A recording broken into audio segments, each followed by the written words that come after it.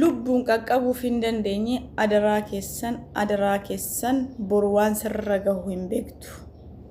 Waan sitti dhufu hin beektu adaraa kee ofiillee gargaaruu dadhabdu sheer koopiliing duyiit reepost godhi adaraa nama gargaaru biraan nu ga'a. Adaraa amaanaan saniin jedha. Reefka mucayyoo kanaa haa galfannu. Mucayyoon armaan olitti argitan kun lubbuun ishii darbee jira yookaan duutee jirti.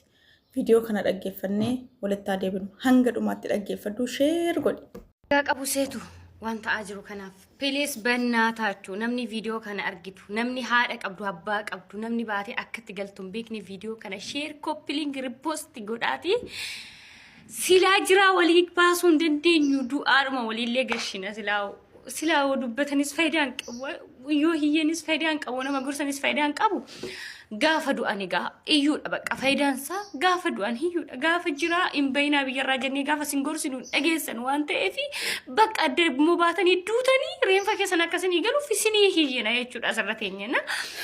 obboleettii keenya kana maqaan ishii Abbaaynesh Dasee Abaataa jedhamti dhalattuu godina Shawaa Lixaa aanaa Walisooti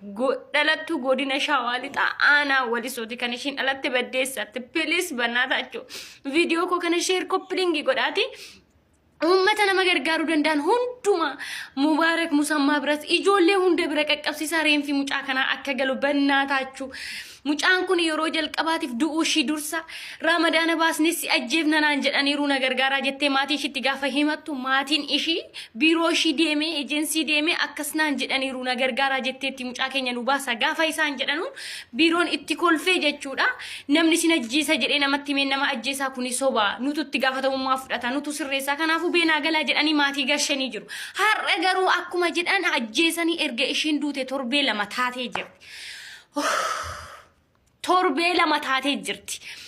kanaafu imbaasii Saawudii keessa jiru ebaakkachu sheer copying argu beetasabni amma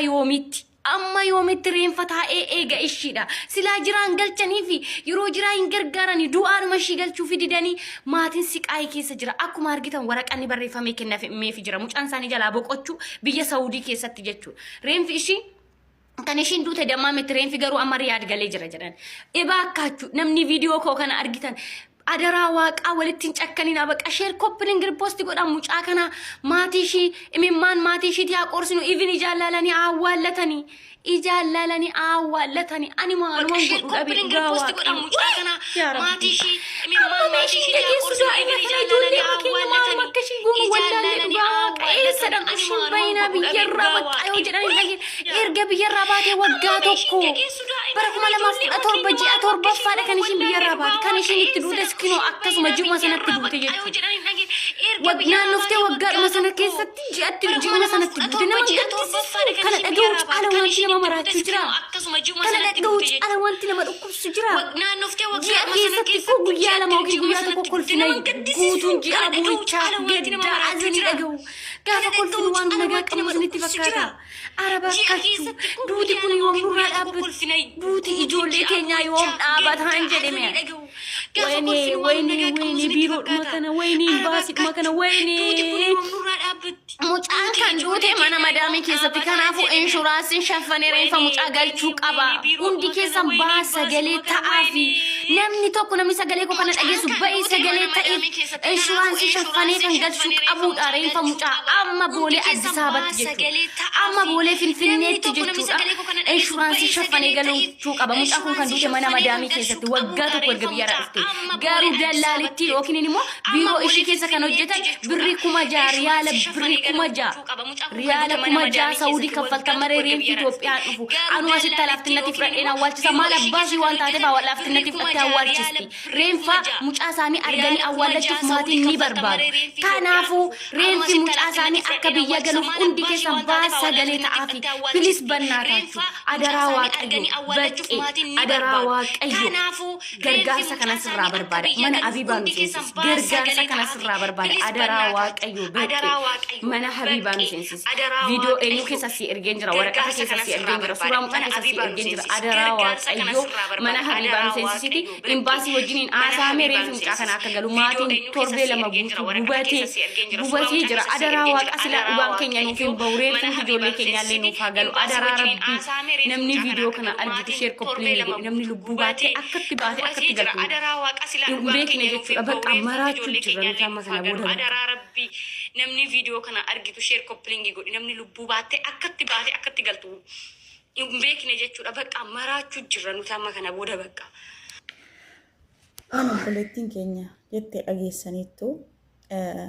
egaa imbaasiin Saawud Arabiyaa waan kanarratti akka guutummaa guututti hirmaattanii waan kanaaf furmaata gootan abdii guddaan sinirraa qaba. Ansuudhaan immoo birriin kaffalamuu barbaachisu hin jiru. Makniyyaatu mucayyoon kontiraata dhuftee yoo duute du'aasii galchuu dirqama qaban. Inshuraansii qabdi mucaan kuni.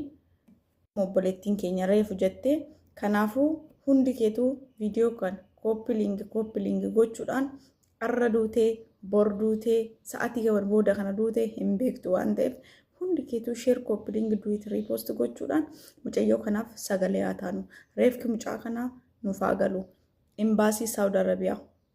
biraan nagaa anis keessaan ittiin erga. Argitanii gaafa nuti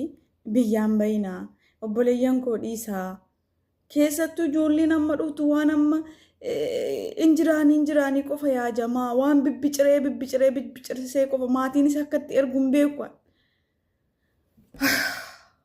Kunoo ergatanii miti kunoo reefka isaanii fudhatan waan jennu qabnu waan biraa wallahi.